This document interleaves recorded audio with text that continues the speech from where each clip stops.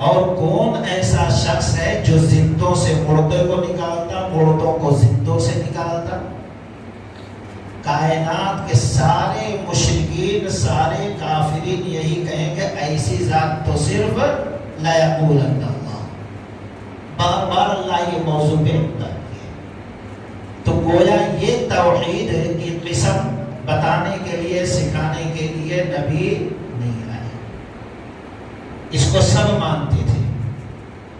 اصل جو توحید بتانے آئے انبیاء اور رسول، وہ توحید الوہیت تھی۔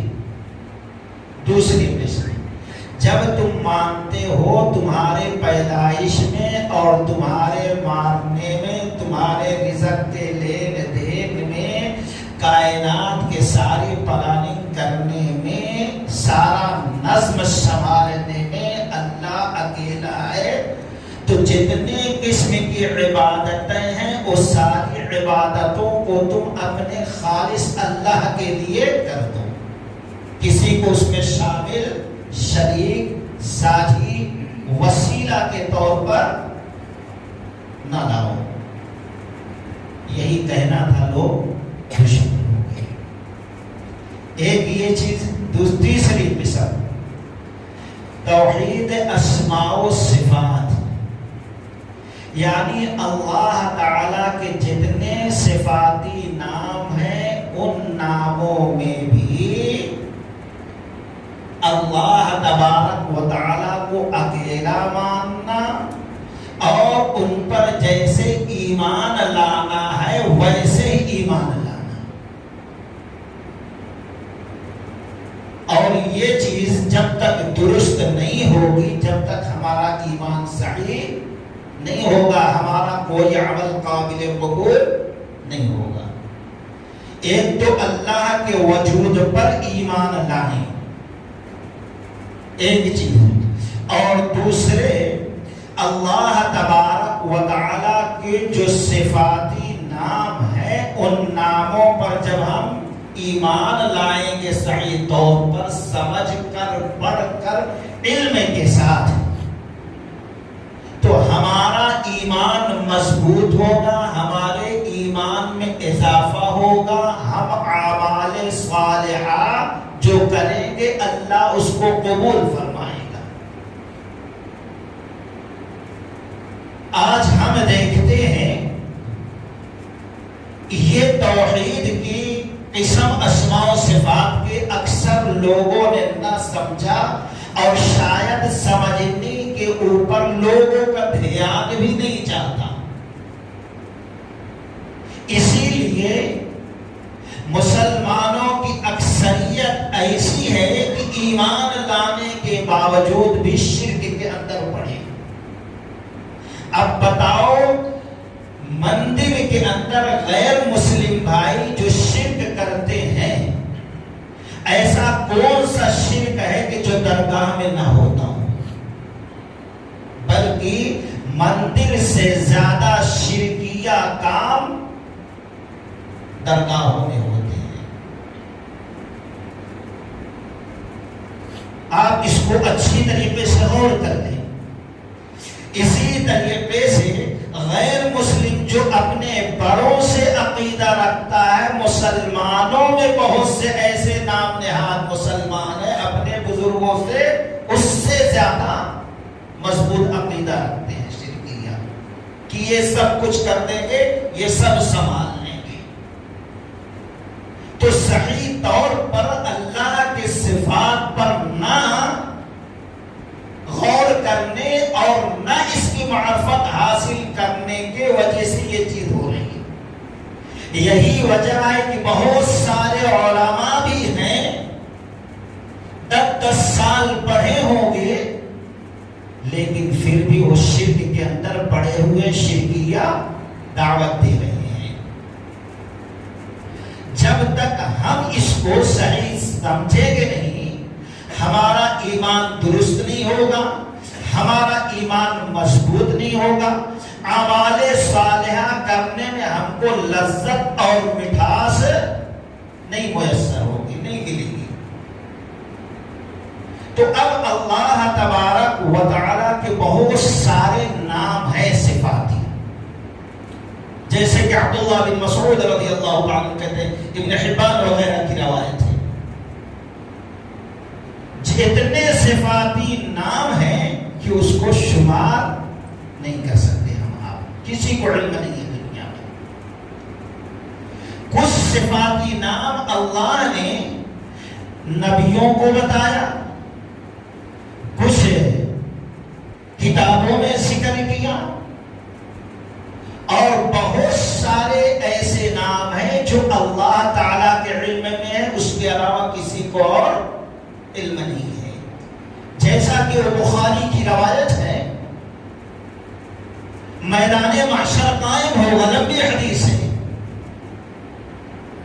نفسی نفسی کا عالم ہوگا، سارے کائنات انسانیت موجود ہو، انسان موجود ہوگے، یہ نبی کے پاس، وہ بابا آدم سے لے کر سب کے پاس جائیں گے، چلو کہہ دو اللہ حساب کتاب کر دے، یہ عذاب تو برداشت، یہ تکلیف برداشت نہیں ہو رہی۔ آدم علیہ السلام انکار کر دے، میرے پاس ہمت نہیں ہے، میں نے اللہ کی نافرمانی کی ہے، جاؤ فلاں کے بعد فلاں، آخر میں محمد رسول اللہ صلی اللہ علیہ وسلم، نبی صلی اللہ علیہ وسلم جا کر اپنی پیشانی کو ٹیک دیں گے۔ نبی کو معلوم نہیں کیا کہنا ہے، کیا پڑھنا ہے، کیا بولنا ہے۔ اللہ کے نبی صلی اللہ علیہ وسلم نے فرمایا اللہ تعالیٰ اس وقت کلمے سکھائے گا، اب ان کلمات کو نبی صلی اللہ علیہ وسلم دہراتے رہیں گے، اللہ کی رحمت جوش میں آئے گی، اللہ کہے گا اے محمد صلی اللہ علیہ وسلم سر اٹھاؤ، اب تمہاری بات مانی جائے گی۔ یہ ہے شفاعت کبریٰ۔ تو وہ صفاتی نام ہوں گے، نبی صلی اللہ علیہ وسلم کو بھی علم نہیں تھا، اللہ تعالیٰ اسی وقت۔ تو کہنے کا مطلب یہ اللہ کے صفاتی نام بے شمار ہیں۔ اب جیسے کچھ لوگوں میں مشہور ہے 99 نام، 99 اسما الا واحدہ من احصاها دخل الجنہ، رواہ البخاری، ابو ہریرہ رضی اللہ عنہ۔ کہ اللہ کے نبی صلی اللہ علیہ وسلم نے فرمایا 99 نام ایک کم 100، جو شخص اس کو شمار کر لے گا وہ جنت میں داخل ہوگا۔ شمار کر لے گا، الباری خالق عام طور پر ویڈیو میں ہم لوگ سنتے رہتے ہیں یہ کافی ہے، نہیں، مطلب یہ ہے یہ یاد ہوگا، اس کا معنی کیا ہے وہ معلوم ہوگا، پھر اس کا تقاضا کیا ہے، اس کے تقاضے کو پورا کرے گا، پھر جنت کے اندر جائے گا۔ یہ ہے مطلب شمار کرنے کا۔ اب کچھ ایسے صفاتی نام ہیں، کچھ کی فوقیت کچھ کی پر ہے، کچھ کا درجہ اونچا ہے، جیسے اس میں اعظم ہے اللہ لا الہ الا ہو، لا الہ الا هو الحی القیوم، اس میں اعظم۔ امام ابن ماجہ رحمۃ اللہ علیہ ابن ماجہ شریف کے اندر نقل کرتے ہیں، راوی انس رضی اللہ تعالی عنہ ہے، کہتے ہیں کہ اللہ کے نبی صلی اللہ علیہ وسلم کے ساتھ میں داخل ہوا مسجد میں، تو ایک صاحب نماز پڑھ رہے تھے، قیام، رکوع، سجدہ،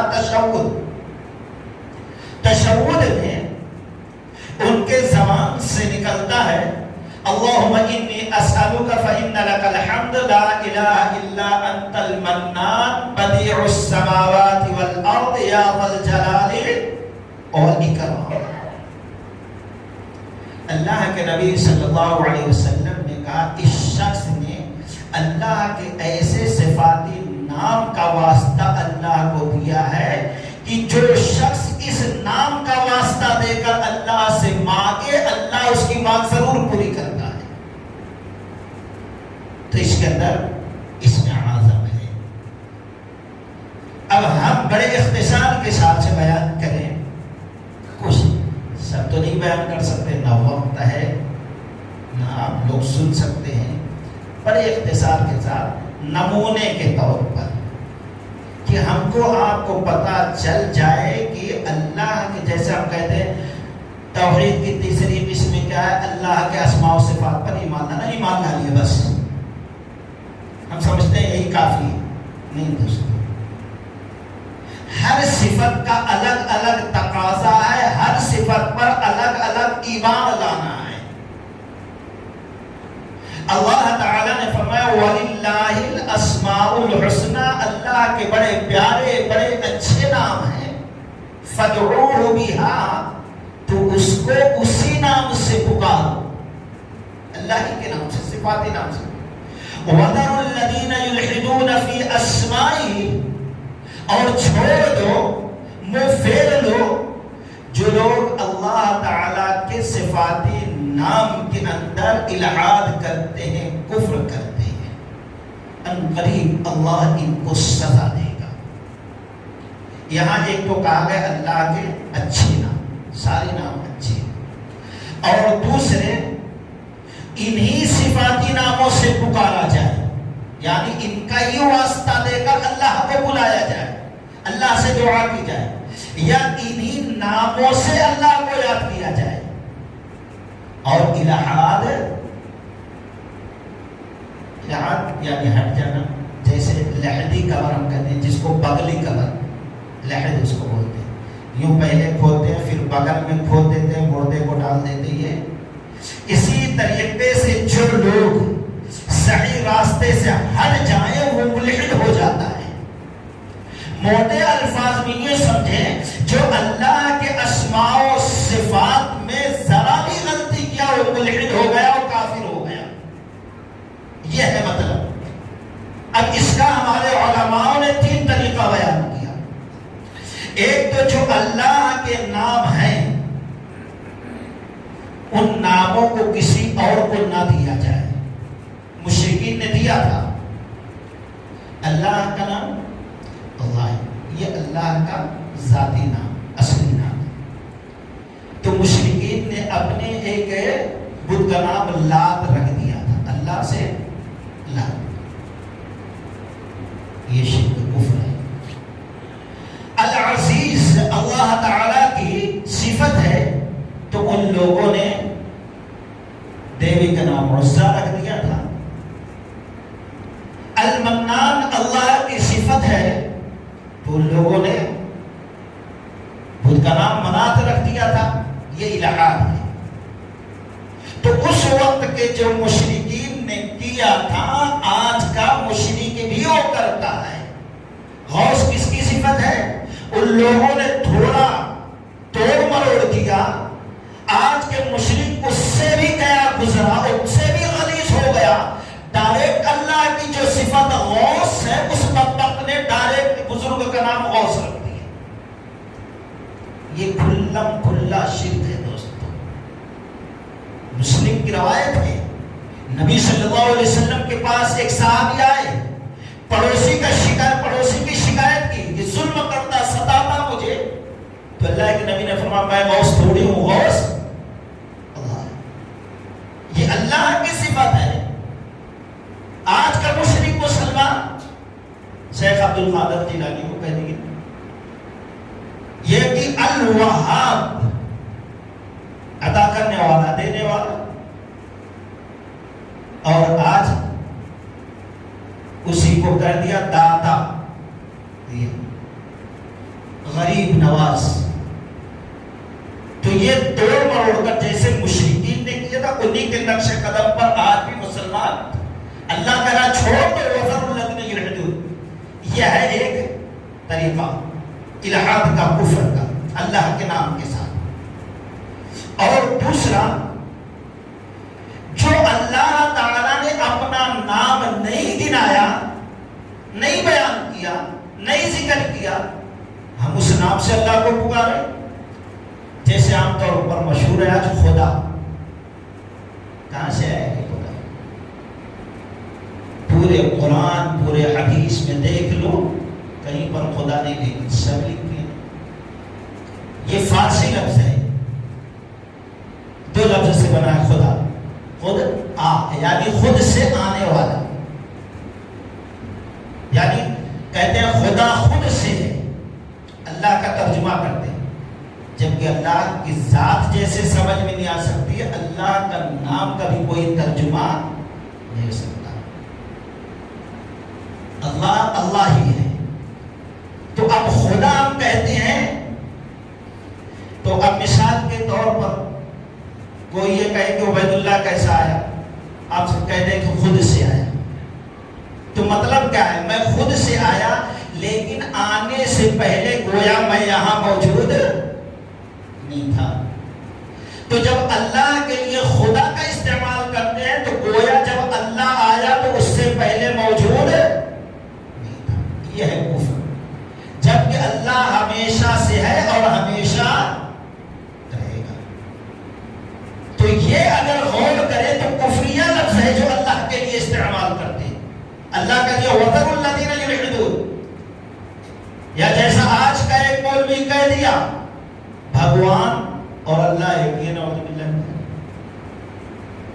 کچھ ایسے برادر لوگ ہیں، میں نے گاؤں وغیرہ میں گیا، بتائے لوگ فادر اس طریقے سے، رام رحیم، یہ جہالت کی وجہ سے ہے۔ ایک رب ہے، ایک بندہ ہے، دونوں ایک کیسے ہو سکتے ہیں؟ تو آج ہم کہتے ہیں اللہ، بھگوان، گاڈ فادر، یہ وہ سب ایک نہیں ہے۔ اللہ جو اللہ نے نام دیا اس کے نام سے ہی اس کو بلایا جائے، اپنے طرف سے کوئی نام رب کو ہم نہیں دے سکتے۔ تیسری چیز یہ ہے کہ اللہ تعالی کے نام میں ہم کمی کرتے ہیں، یعنی اللہ کے بہت سے نام ہیں۔ اب کوئی کہہ دے بھائی ہم الغفور پر ایمان نہیں رکھتے، اب مسلمان نہیں رہ جاتے۔ سوچو صلح حدیبیہ کے وقت جب مصالحت ہوئی تھی، جب لکھا جا رہا تھا صلح نامہ، تو بسم اللہ الرحمن الرحیم لکھا گیا، تو کافر نے کیا کہا؟ یہ رحمان کون ہے؟ میں جانتا ہے، نہیں جانتا۔ اللہ جانتا ہے، رحمان نہیں جانتا۔ تو آج بھی اگر اللہ کی صفات میں سے کسی صفت کے بارے میں کوئی یہ شخص کہے یہ تو میں مانتا ہوں لیکن یہ صفت نہیں مانتا، تو اللہ کے قسم وہ بھی ملحد ہو جائے گا، کافر ہو جائے گا، مومن نہیں رہ سکتا۔ تو یہ تین طریقے ہیں اسماء و صفات کو صحیح نہ جاننے، نہ ماننے کی وجہ سے کوئی کافر ہو سکتا ہے، اسلام سے خارج ہو سکتا ہے۔ یہ میں نہیں، قرآن کے آیت کا فیصلہ ہے۔ وَلِلَّهِ الْأَسْمَاءُ الْحُسْنَى، اللہ کے لیے اچھے نام ہے، فَادْعُوهُ بِهَا، انہی ناموں سے تم پکارو اور چھوڑ دو جنہوں نے کجروی اختیار کی، ان قریب ان کو سزا یعنی دوزخ کا سامنا کرنا پڑے گا۔ آئیے چند اللہ کی صفات پر ہم بات کریں۔ اب قرآن جب پڑھتے ہیں تو سب سے پہلے اللہ کی کون سی صفت کا ذکر نہیں معلوم؟ جی الرحمن الرحیم، بسم اللہ الرحمن، شروع کرتے ہیں اس کے نام سے جو رحمان ہے اور رحیم ہے، دونوں کا معنی ایک ہی ہے، رحمان۔ ہاں علماء نے کئی مفہوم بیان کیا، اس میں ایک یہ رحمان، رحم کرنے والا۔ اب اللہ تعالیٰ دنیا میں سب پر رحم کر رہا ہے، کوئی ایسا نہیں، اپنا پرایا، دوست دشمن، بادشاہ فقیر، طاقتور کمزور، سب پر اللہ رحم کر رہا ہے، کوئی ایسا نہیں جو اللہ کے رحم سے خالی۔ لیکن جو الرحیم ہے یہ خاص دوسری دنیا، میدان معاشر کے لیے، وہاں اللہ سب پر رحم نہیں کرے گا، صرف ایمان والوں پر، موحدین پر رحیم ہوگا، کسی اور پر رحیم، دوسروں پر غضبناک ہوگا۔ خیر، اب الرحمن یہ اللہ کی صفت ہے، اس پر ایمان کیسے لایا جائے؟ یہی ہے کہ بھئی ہم اس پر کہ اللہ رحمان ہے، رحم کرنے والا ہے بہت زیادہ، کافی ہو گیا؟ نہیں دوستو، بلکہ یہ اللہ کی صفت ہے. اس پر ایمان لانے کا تقاضا یہ ہے کہ اللہ چاہتا ہے جیسے اللہ رحم کرتا اپنی مخلوق پر، اس کے بندے بھی رحم کرے آپس میں ایک دوسرے پر. اللہ کی صفت پر ایمان لانے کا تقاضا یہ ہے.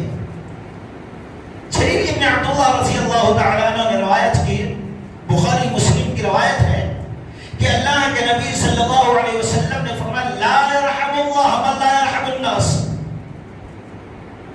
جو شخص لوگوں پر رحم نہیں کرتا اللہ اس پر رحم نہیں کرے گا. فیصلہ ہو گیا. آج ہم دنیا بھر کے ظلم ستم ڈھا رہے ہیں اور پھر ہم کہتے ہیں ہم موحد ہیں، توحید والے ہیں، ایمان والے ہیں، پھر اللہ ہم پر کیوں رحم نہیں کرتا؟ اللہ کے نبی نے تو پہلے ہی کہہ دیا. تو اب ہم سوچیں اللہ تعالیٰ کی اس صفت پر ایمان کس طریقے سے لایا جائے کہ اللہ رحمان ہے، رحم کرنے والا ہے، اور اللہ چاہتا اس کے ایمان والے بندے بھی آپس میں رحمان رحیم بنے، لوگوں پر مہربان ہوں، لوگوں پر رحم کریں، لوگوں کی مدد کریں، لوگوں سے محبت کریں، لوگوں سے مصیبت میں ان کے مصیبت کو دور کریں. یہ ہے اس پر ایمان لانے کا تقاضا. اب اللہ تبارک و تعالیٰ کتنی محبت کرتا ہے اپنے بندوں پر، رحم کرتا ہے کسی کو علم؟ کتنے ہیں؟ ہاں اکثر لوگ کیا حدیث مشہور ہے 70، کہیں آپ کو ملے گی نہیں. صحیح حدیث کہیں پہ بھی آپ کو نہیں ملے گی. اللہ 70 ماؤں سے زیادہ اپنے بندوں سے محبت کرتا ہے. کہیں حدیث اور اتنی مشہور ہو گئی ہے کہ ہر ایک کے زبان پر ہے.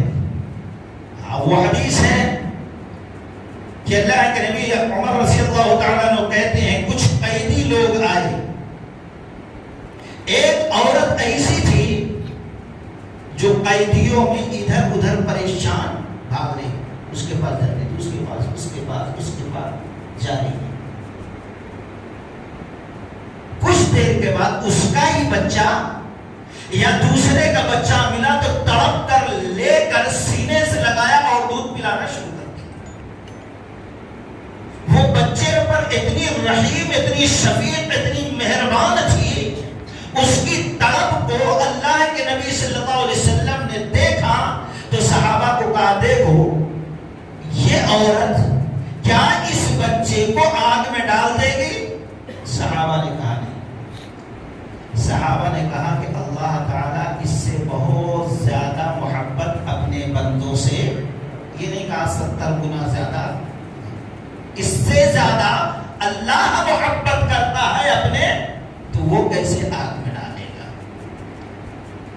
تو الرحمن پر ایمان لانے کا تقاضا یہ ہے کہ اللہ کے رحمت سے ہم کبھی نہ امید نہ کبھی. انہ لا یئس من روح اللہ، اللہ کی رحمت سے نا امید وہ ہوتے ہیں جو کافر ہوتے ہیں. مومن اللہ کی رحمت سے کبھی نہ. جب اللہ اتنا مہربان ہے ہم پر تو ہمیں بھی چاہیے کہ ہم اللہ کے بندوں پر، اللہ کی مخلوق پر مہربان. اگر پتھر دل بن گئے، سخت زبان بن گئے، سخت مزاج بن گئے، تو اللہ تعالیٰ ایسے لوگوں پر ہمیشہ غضبناک رہتا ہے. یاد رکھو دوستو. تو بڑے اختصار کے ساتھ میں سمجھتا ہوں اب سمجھ میں آ گیا ہوگا رحمان پر کیسے ایمان لایا جائے، اللہ کی صفت پر. دوسری صفت العفو. اب رمضان آ رہا ہے نا، ہر جگہ چھپا ہوگا. مولوی صاحب تقریر کرتے کرتے تھک جائیں گے، خطبے میں، تقریراتوں میں، کہ بھئی دعا ہے اللہم انکا عفو تحب العفو فاعف. اے اللہ معاف فرما دے، تو معافی کو پسند کرتا ہے۔ العفو اللہ کی صفت ہے، معاف کرنے والا، در گزر کرنے والا۔ ہمارا ایمان ہے کہ اللہ معاف کرنے والا ہے، اس لیے ہم بار بار یہ دعا پڑھتے ہیں، اللہم انک عفو تحب العفو فاعف عنی۔ کیا اتنا ہی ایمان لانے تو ہمارا اس صفت پر ایمان درست ہوگا، پورا ہوگا؟ نہیں ہوگا، بلکہ ہمارے اوپر فرض ہے، لازم ہے کہ یہ صفت، اور اللہ چاہتا ہے کہ اس کا بندہ بھی اللہ کی وہ صفت اپنے اندر ڈالے۔ چنانچہ سورہ تغابن دیکھیں گے، یا ایھا الذین آمنوا ان من ازواجکم واولادکم فاحذروا وان تعفوا وتصفحوا وتغفروا۔ اللہ تعالیٰ کہہ رہا ہے ان من ازواجکم واولادکم عدوا لکم فاحذرهم وان تعفوا وتصفحوا۔ اے ایمان والو، تمہاری بیویاں اور تمہارے بچے تمہارے دشمن ہیں، واضح طور پر اللہ دشمن کہہ رہا ہے، اب ان سے بچو۔ وَإِن تَعْفُوا، اور اگر گزر کر دو، ہم کر دو، تو اللہ بخشنے والا مہربان۔ تو یہ آیت جو نازل ہوئی، اصل میں کچھ صحابہ ایسے تھے ہجرت کرنے میں تاخیر کی۔ کیوں؟ ان کی بیوی اپنی محبت میں، اب بیوی کی محبت میں نہیں آتا، ہمارے کہاں جا رہے ہو، چھوٹے بچے ہیں، معصوم بچے ہیں، وہ معصوم بچوں کی محبت میں انہوں نے روکا، رک گئے۔ لیکن جب بعد میں آئے تو دیکھا کہ دوسرے صحابی جو پہلے ہجرت کر کے آ گئے تھے، ان کو قرآن کی اتنی سورتیں یاد ہیں، اتنی حدیثیں یاد ہیں، اتنے مسائل یاد ہیں، یہ اچھا کام، یہ غزوے میں شامل، وہ غزوے میں شامل۔ اب ان کو اپنی بیوی بچوں پر غصہ آ گیا، ان کے وجہ سے ہم رکے اور ہم کو اتنی قرآن کی آیتیں یاد کرنے سے محروم کر دیا میری بیوی نے، میری بچے نے۔ اب غصہ آیا، کو ضرور سزا دوں گا۔ تو اللہ تعالیٰ نے فرمایا نہیں، ان سے غلطی ہوئی ہے، اب آئندہ بچو، اگر دین کے راہ میں وہ حائل ہوتے ہیں تو بچو، لیکن اب اگر تم بخش دے رہے ہو، درگزر کرتے رہے ہو، معاف کرتے رہے ہو، نصیحت کرتے رہے ہو، تو اللہ تعالیٰ بھی تم کو معاف کر دے گا، بخش دے گا۔ اللہ نے شرط لگائی ہے دوستوں۔ اسی طریقے سے دوسری آیت اللہ تبارک و تعالیٰ نے فرمایا وَلَا يَأْتَلِ أُولُو الْفَضْلِ مِنْكُمْ وَالسَّعَةِ أَنْ يُؤْتُوا أُولِي الْقُرْبَى وَالْمَسَاكِينَ وَالْمُهَاجِرِينَ فِي سَبِيلِ اللَّهِ وَلْيَعْفُوا وَلْيَصْفَحُوا أَلَا تُحِبُّونَ أَنْ يَغْفِرَ اللَّهُ لَكُمْ وَاللَّهُ غَفُورٌ رَحِيمٌ۔ یہ آیت کب نازل ہوئی؟ عائشہ رضی اللہ تعالی عنہا، جو نبی صلی اللہ علیہ وسلم کی پیاری بیوی ہے، ان کے اوپر منافقوں نے الزام لگایا، تہمت لگائی بدکاری کا۔ تو اب اس میں تہمت کی یہ جو گندی ہوا چلی ہے، تو کچھ سچے مسلمان بھی اس کے لپیٹ میں آ گئے ہیں، اور اس میں ایک صحابی رسول مصطح رضی اللہ تعالی عنہ تھے۔ یہ ابو بکر صدیق رضی اللہ تعالیٰ عنہ کی خاص رشتے میں تھے، غریب مجبور تھے، یہاں تک کہ ان کے پاس اتنی آمدنی نہیں ہوتی تھی کہ اپنے گھر کا خرچہ چلائیں، تو ابو بکر رضی اللہ تعالیٰ عنہ خرچے کے لیے کچھ ان کو ماہانہ دے دیا کرتے تھے۔ لیکن معلوم ہوا کہ دوسرے لوگ، جب ان کی بیٹی عائشہ صدیقہ کے بارے میں لوگ کہہ رہے ہیں، اور یہ بھی معلوم ہے مصطح بھی کہہ رہا ہے، جو ہمارا رشتہ دار بھائی ہے، ہم اپنے جیب سے اس کا خرچہ چلاتے ہیں گھر کا۔ بہت غصہ آ گیا، رشتہ دار ہے، ہر مہینہ میں اس کو خرچے کے لیے، اناج کے لیے، گلے راشن کے لیے پیسے دیتا ہوں۔ لوگوں نے کہا تو ٹھیک ہے، اس نے کیوں کہا؟ بہت غصہ آیا، بہت تکلیف ہوئی، یہ فطری چیز ہے۔ زندگی بھر اس کی صورت دیکھنا نہیں چاہتے ہیں، سلام کلام بند کر دیتے ہیں، لین دین بند کر دیتے ہیں، دعوت سب بند کر دیتے ہیں۔ فطرت تھی۔ ابو بکر رضی اللہ تعالیٰ عنہ سنتے ہی غصہ آیا اور کہا اللہ کی قسم آج کے بعد سے میں کچھ بھی نہیں دوں گا، ایک درہم بھی نہیں دوں گا اس کو۔ قسم کھا لیا، تکلیف تھی کہ ان کی لاڈلی بیٹی پر الزام لگانا ہے، وہ 50 دن گزر جا رہے ہیں روتے ہوئے پیاری بیٹی پر، تکلیف تھی اس لیے قسم کھا لے اور بند کر دیا جو کچھ خرچہ ورچہ دے رہا تھا۔ تو اس وقت اللہ تعالیٰ نے یہ آیت نازل کی، وَلَا يَأْتَلِ أُولُو الْفَضْلِ مِنْكُمْ وَالسَّعَةِ أَنْ يُؤْتُوا أُولِي الْقُرْبَى وَالْمَسَاكِينَ وَالْمُهَاجِرِينَ فِي سَبِيلِ اللَّهِ وَلْيَعْفُوا وَلْيَصْفَحُوا أَلَا تُحِبُّونَ أَنْ يَغْفِرَ اللَّهُ لَكُمْ۔ وَلْيَعْفُوا، اللہم انکا معاف کر دے، درگزر کر دے۔ اور کیا کہا اللہ نے؟ الا تحبون ان یغفر اللہ، کیا تم یہ نہیں پسند کرتے کہ اللہ تم کو معاف کر دے، تمہارے سارے گناہ بخش دے؟ الا تحبون ان یغفر اللہ واللہ غفور رحیم۔ اللہ کی قسم یہ آیت نازل ہوئی، ایمان کا تقاضا کیا ہے؟ یہ آیت نازل ہوئی، صدیق اکبر نے کچھ نہ دینے کے، معاف نہ کرنے کے قسم کھا لی تھی۔ آیت سنتے ہی کہا بلا، ہاں کیوں نہیں، بلا واللہ ربنا انا لنحب ان تغفر لنا، ہاں کیوں نہیں، اے رب میں چاہتا ہوں، میں پسند کرتا ہوں کہ آپ مجھے بخش دے، معاف کر دیں۔ اور اسی وقت اعلان کر دیا جو میں نے روک لیا تھا مستہ کا وظیفہ، اب میں اس کے ڈبل دوں گا۔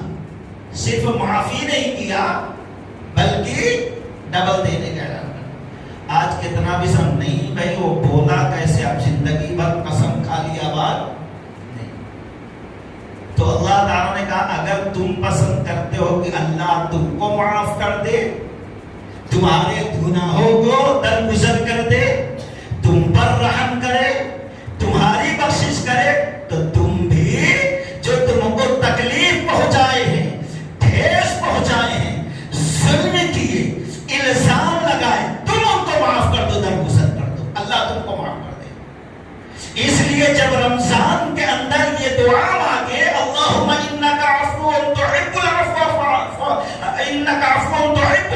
فاعف عنی، تو تھوڑی دیر رک جائیں اور غور کر لیں کون کون مجھ کو تکلیف پہنچایا، کس سے میں بات نہیں کر رہا ہوں، کس سے میں نے تعلق ختم کیا ہے، کن سے میں نے رشتہ توڑ دیا ہے، کس کے حق میں نے سخت رویہ اختیار کیا ہے۔